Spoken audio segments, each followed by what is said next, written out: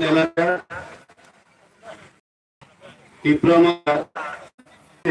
BJP যদি ক্ষমতায় আসে তাহলে 2000 টাকা, তখন আমি আর একটি বিয়া করে তোমার জন্য দিদার নিয়ে আসি।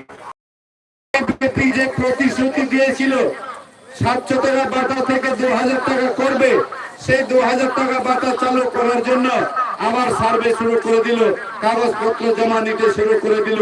তখন দেখা গেল যে ব্যক্তি 2000 টাকা বাটার লোভে বিজেপির পক্ষে ভোট দিয়ে সরকার এনেছিল, সে ব্যক্তির বাতা ক্যান্সেল হয়ে গেল। তখন আমাকে কই, দাদু ভাই স্বপ্ন তো স্বপ্নই রয়ে গেল, আর পূরণ হলো না, কি হলো ব্যাপার জিজ্ঞেস করলাম। আশা করছিলাম 2000 টাকা যদি পাই তোমার জন্য দিদা নিয়ে আসবো, কিন্তু আজকে তো যা পাচ্ছিল সেটাও আর নাই। তোমাদের দিদা কবে চলে গেছে, বাতা আজকে চলে গেল। তাই আগামী দিনে বিজেপিকে আর ভোট নয়, আগামী দিনে বিজেপিকে আর ভোট নয় বলে সেদিন প্রতিজ্ঞা করেছে। আজকে সে আমাকে বলছে পুনে এবার মাথা ছাড়া আর কাউকে ভোট দেব না। এমনই এই এলাকাতে হচ্ছে, হবে, থাকবে এমনই অবস্থা। তো আমি ভাবলাম আমার জীবনে যখন আগরতলাতে আসা যাওয়া ছিল, তখন আগরতলা আমরা দেখি আগরতলা শহরে ফেরিওয়ালারা বিক্রি করতো, তখন এই পাকা আম নিয়ে যারা বিক্রি করে দোকানদারিরা কাস্টমারকে ডাকার জন্য, কাস্টমারকে বুঝানোর জন্য, নিজের দিকে আকর্ষণ করার জন্য কি বলতো জানেন বন্ধুগণ? হয়তোবা কেউ জানেন, হয়তোবা কেউ জানে না। তারা বলতো, আম কিনরে বাবু আম, আম খাইতে মিঠাই লাগে, আম কিনরে বাবু আম, আম বড়া সস্তা রে। তখন দুই বাঙালি যুবক যখন আম খাইতে মিঠাই লাগে, আম সস্তারে আমরা তো কিনে খেলাম, আপনার আম তো খুব চুকা লাগছে। দোকানদার তখন বলছে, কি বাবু বাঙালি হয়ে বাংলা বুঝো নাই? আমি তো বলেছে আম খাইতে মিঠাই লাগে, আগে গুড় কিনো তারপরে আম খাও। ঠেকছিনি বাবা, থেকে গেছে তো। সেরকমই তো করেছিল 2000 বাটার ফাঁকে পা দিয়ে যা পাচ্ছিল সেটা আজকে নেই বন্ধুগণ। আসলে সবারই বিনাশ, এই বিনাশকে রক্ষা করতে আগামী 16 তারিখে আমরা আমাদের আপনাদের সকলের প্রিয় বোন, এই বোনটিকে আনার চিহ্নে ভোট দিয়ে বিপুল ভোটে জয়যুক্ত করে এই গরিব অংশের মানুষের অধিকার রক্ষার্থে আবার আমরা সংগ্রামে ঐক্যবদ্ধভাবে আরো বন্ধুগণ, আরো অনেক কিছু আছে। কালকে আমি বলতে বাধ্য হয়েছিল, এই হালাহালি বাজারে, হালাহালি বাজার অ্যাকচুয়ালি আমাদের দিকে হালাহালি অর্থ খুঁজতে খুঁজতে একদিন পেরিয়ে যায়। যখন আমরা বন্ধু বান্ধব দোকানে বসে হালাহালির নাম কিভাবে পড়েছে সেটা ব্যাখ্যা করতে কোন বেলা বেলা শেষ হয়ে যায় আর বুঝতে পারে না। তখন আমরা বলতাম, আরে হালাহালি মানে কি কারণে জায়গাটা হালাহালি করলো কেউ বুঝ দিতে পারি না। আমি একদিন বললাম, হালাহালি মানে কি? হালাহালি মানে কি? জামাইয়ের মানে বউয়ের ভাই তো হালা, হ্যাঁ, আর একটা দুলা ভাইয়ের বোন হলো হালি। তো এটাই তো হালাহালি। বোধহয় দেখা দেখি কাছাকাছির মধ্যে বোধহয় খাচ্ছে। সে কথা বলতে বলতে জানছে আজকে এমনই নিয়ে গেছে অবস্থাতে এই বিজেপি এবারে গত নির্বাচনে তো মালিককে বোকা বানিয়ে জমি থেকে এবার তাদের জন্য জমিতে নাড়া ছাড়া আর কিচ্ছু থাকবে না, নাড়া আর কিচ্ছু থাকবে না। এই নাড়া কি? এই নাড়া হলো তাদের কি? সুশাসন। আমাদেরকে বলে না সুশাসনের সরকার। আমরা যখন আগরতলা থেকে আমি আসছিলাম, তখন জায়গায় জায়গায় বিভিন্ন সরকারি প্রতিষ্ঠানের মাঝে দেওয়ালে লাগানো ছিল এই সুশাসনের নায়কদের ছবি। ওই ছবি তো আর দেখা যায় না, শুধু নিচের এই কুটটুকু দেখা যায়। আমরা আগে দেখতাম কোন ব্যক্তি যদি কোনো কিছু খারাপ কাজ করে ফেলে, যদি মানুষের নজরে ধরা পড়ে তাকে শিক্ষা দেওয়ার জন্য আমরা মুখে কালিমা লিপ্ত করতাম। কিন্তু এবার আমি আসতে বেলা দেখেছিলাম এই সুশাসনের নায়কদের চেহারায় ভারতীয় ইলেকশন কমিশন সাদা কালিমা লিপ্ত করেছে। তাই ইলেকশন কমিশনও বুঝে গেছে এবারের নির্বাচন এই ত্রিপুরায় জনগণের সরকার করবে ত্রিপুরা মাথা, এবং ত্রিপুরা মাথা ছাড়া এই রাজ্যে আর কোন দল থাকবে না। এই রাজ্যে ত্রিপুরা মাথাই সরকারে আসছে। তাই আরেকটা কথা বলতে চাই, অনেকে বলে ত্রিপুরা মাথাকে যদি বুথ দেয়, ত্রিপুরা মাথা জিতে যাবার পর যদি বিজেপির সাথে অ্যালায়েন্স করে, অনেকে আবার জ্ঞান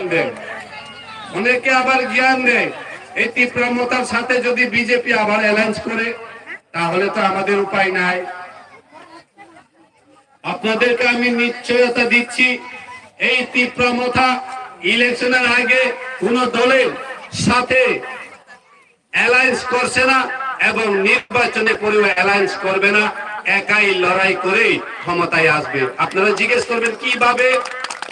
এই ত্রিপুরা রাজ্যে সমগ্র ত্রিপুরাতে 1 থেকে শুরু করে 60 নাম্বার পর্যন্ত বিধানসভা শেষ। তাহলে 60টি বিধানসভার মধ্যে যদি ক্ষমতায় আসার জন্য আমরা মেজরিটি পেতে কটা সিট লাগে? 31টা। তাহলে আপনারা হিসাব করুন তো, এই মহারাজার নেতৃত্বে ত্রিপুরা মাথা, মুসলিম, ত্রিপুরা, মণিপুরি, হিন্দুস্তানি সবাইকে নিয়ে কয়টি বিধানসভা সিটে প্রতিদ্বন্দ্বিতা করছে? আপনারা হিসাব করে দেখেছেন? আমরা 42টি বিধানসভা কেন্দ্রে প্রতিদ্বন্দ্বিতা করব। তার মানে 42টার মধ্যে আমরা অধিকাংশ সিটে বিজয় পাবো এবং 31টা যা প্রয়োজন সেটা পেয়ে আমরা একলাই সরকার গঠন করব। আর বিজেপি কেউ লাগবে না, আর কোন দলকেই লাগবে না। তাই আমরা চাই এই সরকার যখন গঠন হবে, সবার মানুষের, সকল ধর্ম অংশের মানুষের ধর্ম নিজ নিজ ইচ্ছায় নিজ মতে পালন করার ক্ষমতা থাকবে, অধিকার থাকবে, এবং গরিব অংশের মানুষের পাওনা তাকে বুঝিয়ে দেওয়ার জন্য এই সরকার অঙ্গীকার থাকবে। কেননা ত্রিপুরা মাথার সুপ্রিমো, ত্রিপুরা মাথার বুবাগ্রা মহারাজার নেতৃত্বে চলছে এবং মহারাজার নিঃস্বার্থে এই রাজ্যের প্রজাদের জন্য কাজ করতে চায়। আমাদের এই এলাকার মন্ত্রী মহোদয় একটা প্রশ্ন জিজ্ঞাসা করাতে আমাদের যুবকদের উপর লাঠি চার্জ করাতে পারে, যদি তার উপর একটা উঙ্গলি যদি তুলে কথা বলে, তাহলে আপনাদের তো গুলি করে ফেলবে। ওই প্রশ্ন উত্তরে তারা লাঠি পেটা খেয়েছে। যদি আঙ্গুল তুলে আপনারা কথা বলেন, তাহলে তো গুলি করে ফেলবে না? তাই আমরা এমন সরকার চাই না যে সরকারে থেকে সরকারের গাড়ি চড়ে মানুষকে অহংকার দেখায়। আমরা এমন সরকার চাই যে গরিব অংশের মানুষের সাথে চলে মানুষকে মানুষের মতো দেখে। তাই আমাদের এই বোন মেরি কে ভোট দেওয়া মানে মহারাজাকে ভোট দেওয়া, এই বোন মেরিকে জিতিয়ে দেওয়া মানে মহারাজাকে জিতিয়ে দেওয়া, মহারাজাকে জিতিয়ে দেওয়া মানে আপনাদের অধিকার অর্জন করার লক্ষ্যে যে রাস্তা আপনারা বানাতে চেয়েছিল সেই রাস্তাকে বানিয়ে ফেলা। সেই কারণে আমি বলতে চাই, যদি কোনো কারণে এই বিধানসভা কেন্দ্র থেকে বিধায়ক হয়ে যাওয়ার পরে আমাদের বোন মেরি আপনাদের কথাই যদি কাজ না করে, তাহলে বুবাগরাকে আপনারা কমপ্লেন করবেন, বুবাগরার কাছে অভিযোগ করবেন। বুবাগরা তখন এই আপনাদের নির্বাচিত বিধায়ককে বলবে, তুমি এই জনগণের ভোটের মাধ্যমে বিধায়ক হয়েছে, জনগণের ইচ্ছার অনুসারে তুমি কাজ করবে। যদি সেটা করতে না পারে, তাহলে বিধায়ক পদ থেকে তোমাকে রিজাইন দিতে হবে। সেই কথা এই শুধু মহারাজ বলতে পারবে, আর কোন দল বলতে পারবে না, কোন রাজনৈতিক নেতা বলতে পারবে না। তাই আমরা বিশ্বাস করি বুবাগরাকে, তাই আমরা বিশ্বাস করি আপনাদেরকে। আপনাদের বিশ্বাসের খাতিরে বুবাগরা 42টি সিটে প্রতিদ্বন্দ্বিতা করছে, এই আশায় আপনারা ভোট দিয়ে বুবাগরাকে ক্ষমতায় আনবে এবং আপনাদের অধিকার রক্ষার্থে সহযোগিতা করবে। তাই আমি আর আমার বক্তব্য দীর্ঘ, আমাদের বোন মেরির পক্ষে, বুবাগরার পক্ষে আমরা চীনে বুদাম টিপে ভোট দিয়ে জয়যুক্ত করুন। বুবাগরা লং লিভ, আমাদের ঐক্যতাবদ্ধ মানে একতাবদ্ধ যেটা বিজয় হোক, সে আশাটুকু রেখে আমার বক্তব্য শেষ করছি। সবাইকে নমস্কার।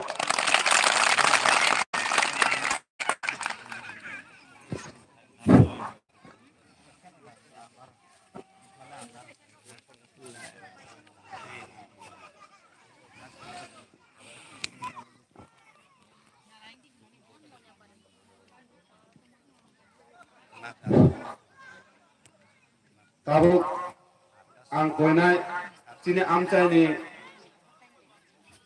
Srimati Archana Devarmana bo chini candidate Mary Devarmana risari boy borong khainani dagai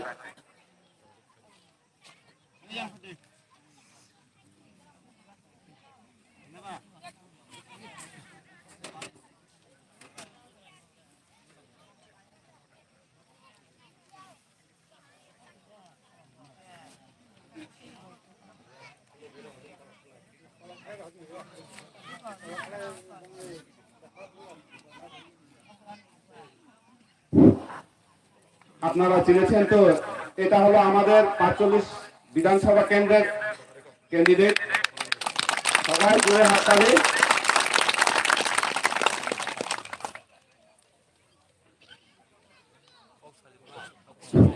এখন আপনাদের সামনে মূল্যবান বক্তব্য তুলে ধরবেন আমাদের ৪৫ নং বিধানসভা কেন্দ্রের ক্যান্ডিডেট মেরি দেববর্মা মহাশয়া